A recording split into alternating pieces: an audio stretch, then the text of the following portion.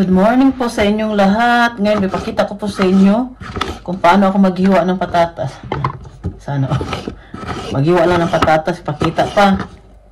Bitaw good morning po sa inyong lahat ba? Ngayon, nag-prepare na po ako ng kakainin ng mga anak ko mamaya dahil gusto nila itong ginawa ko ba nung isang araw.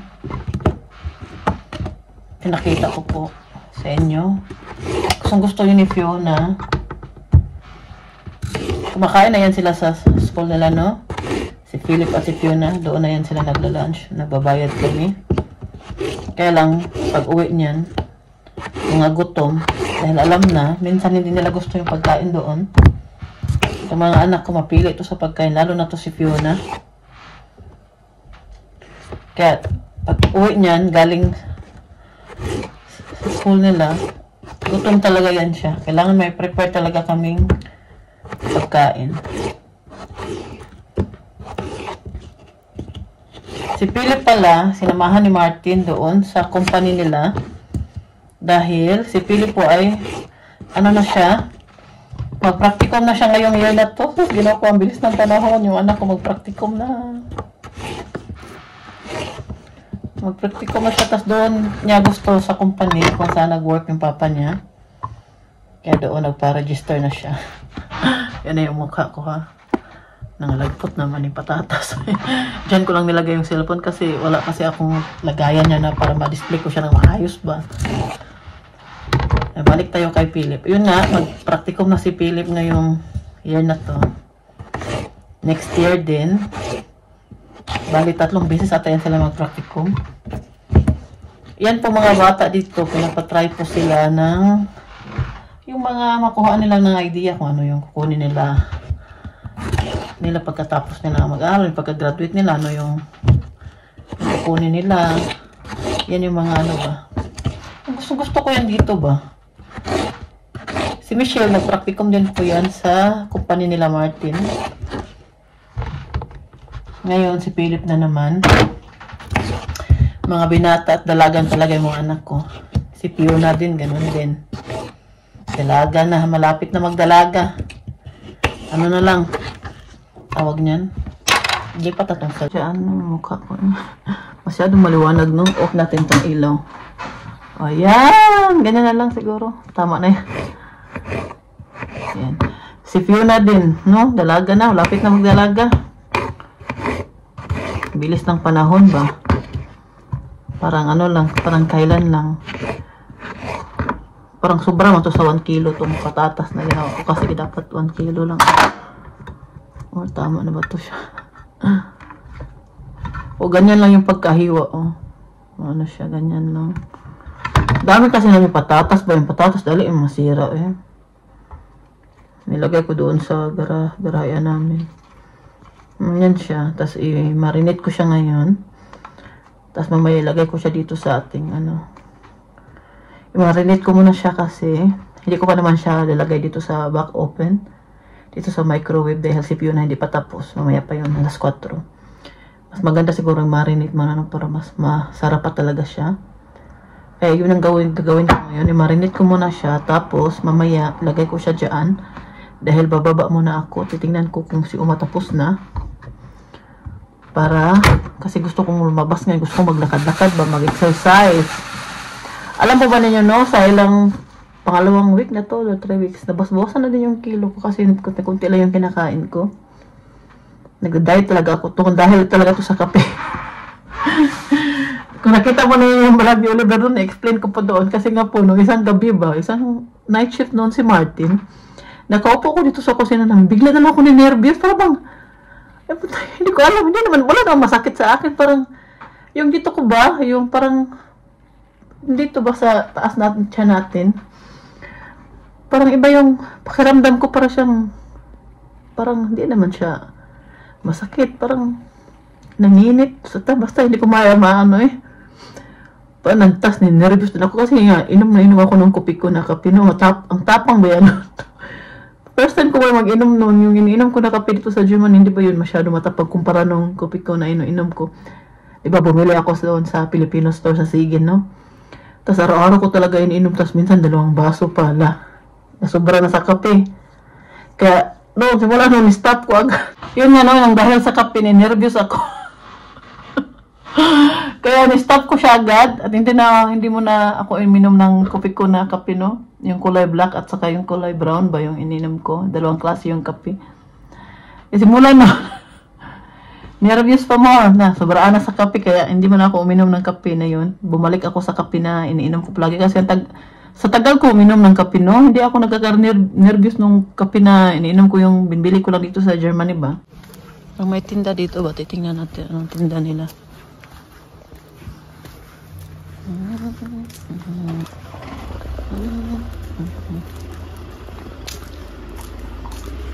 Parang gusto kong kumain ng...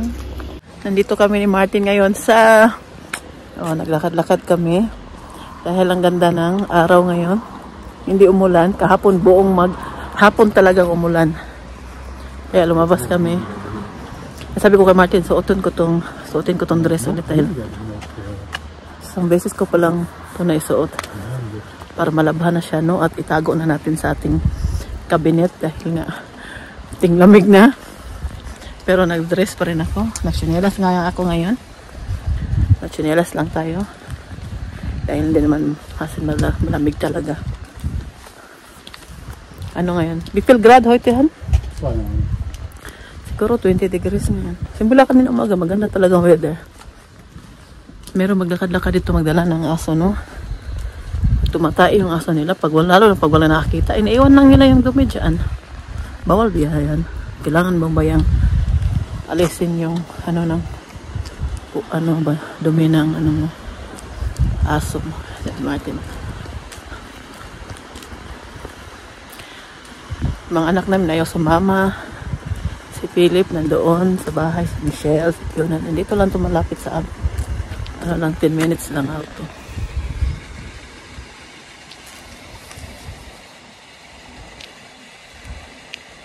Muna siya si Martin. Martin. Ang ganda ng view dito, oh. Diyan kami dumaan kanina. Ang babi ni Martin, mag-video ka, mag-picture ka dahil green pa lahat. Malapit na yan mag-yellow. Hindi naman mag-yellow lahat. Damak ni yellow. Yeah, hindi lahat. Ano lang. Hindi lahat ng puno maging yellow eh. Kita ko sa inyo ha pag may ano na. Tingnan ninyong pinayan green pa. Mga ilang weeks na lang. Weeks na? Huh? Weeks na? Weeks na? Was heißt das? Ilang weeks na ah. Paar Wochen meinst du? Paar Wochen na lang. Ah, nicht mehr lange. Lass mal einmal Frost geben. Ne? Alam mo ba ninyo, minsan si Martin, kakalimutan ko ba, hindi pala nakakaintindi ng Bisaya. Minsan kinakausap ko siya ng Bisaya.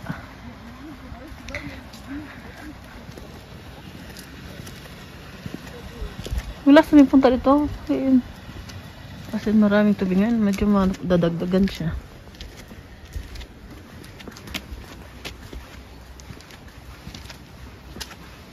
Tingnan po ninyo.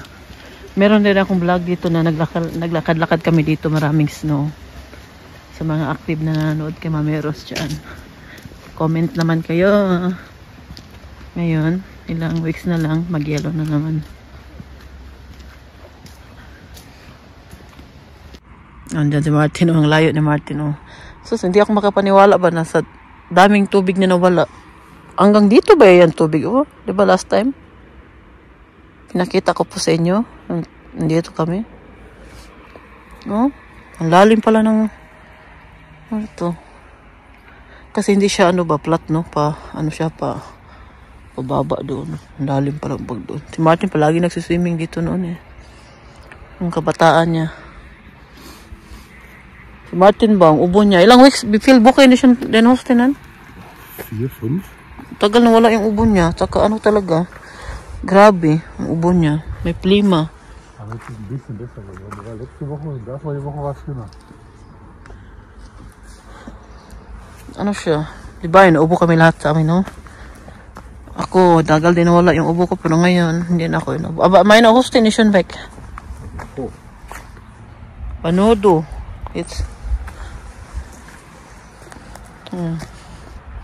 Parang nabasa ko na parang may sira dito sa ano na to eh. Galing man yan sa bukid yung tubig.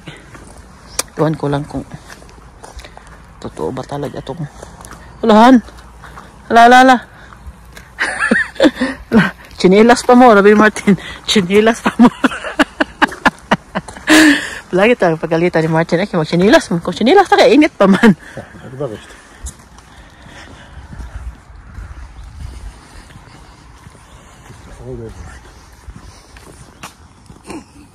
Bibite? Ja, kokte va? Ja, kikte klena. Nakalakad muna kami eh. Dahil pagkatapos namin dito, punta ako ng city. Yan lang. Alam mo.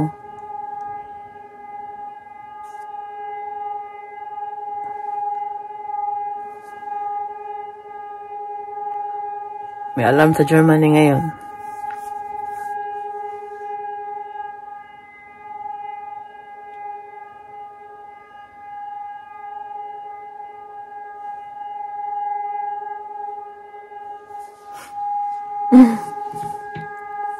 Nagising ako sa alarm ba? 3 cellphone nag-alarm dito. In die Schule die Kinder gehen auch raus in Alarm. Das weiß ich nicht.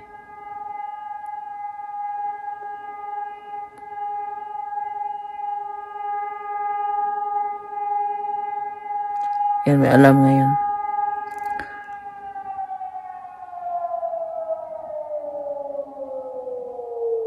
Wow.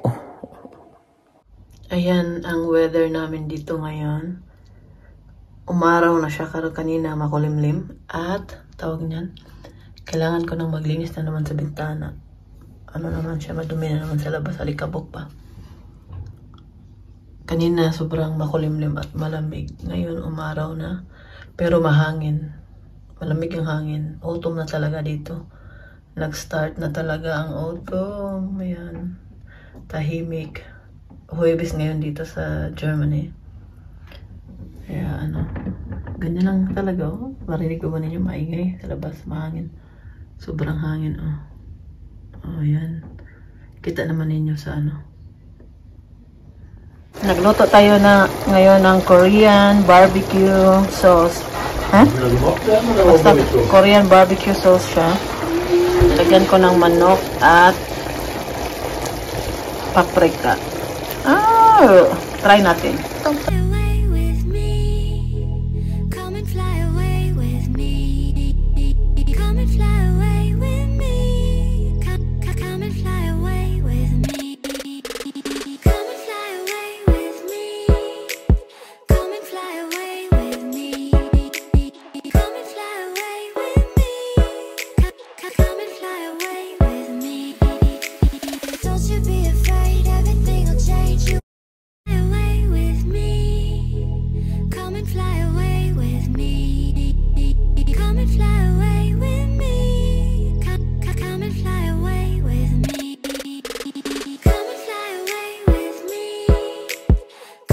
Parang uulan na naman yata. Makulimlim na naman sa labas. Ang pusa namin nasa loob ng bahay. Hindi namin pinalabas kay na. Ay, hindi pa yan siya nakalabas simula kahapon. Kailangan palabasin yan maya-maya para umihi sa labas. Umulan na pala talaga. Natanggal na tong ni Philip sa lakas ng hangin. Natanggal na siya. Hindi ko pa napasok pala itong cover sa lamesa. Laban. Kailangan ko pa itong laban. Yan yung likod natin. Ulan na talaga. Kita pa ba ninyo? Ulan na. Ako naman ay magliligpit dito sa ating dryer. Tapos na. Lagi talaga ako naglalaba ba. Ngayon, hindi masyadong maraming nalabahan ko kasi nga araw-araw akong naglalaba. Para naman yun tayo ma-stress Tingnan po ninyo, may rainbow sa labas. 2 pa Ayan. Lagi kasing umuulan ngayon. Pwede makita. Tingnan ng rainbow, no? 2 pa Wow, magic. Tingnan Tingnan po ninyo. Binuksan ko talaga yung bintana para lang makita natin ng klaro. ang rainbow sa labas. Oh, ganito tingnan. Shots! Cook mo, shots! Han? Schnell, come!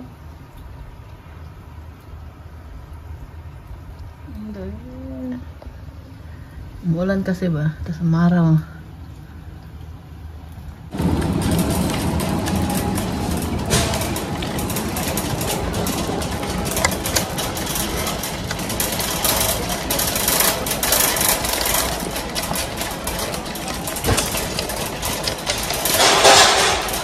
Grocery muna tayo. May bibilin sana ako dito na ano ba?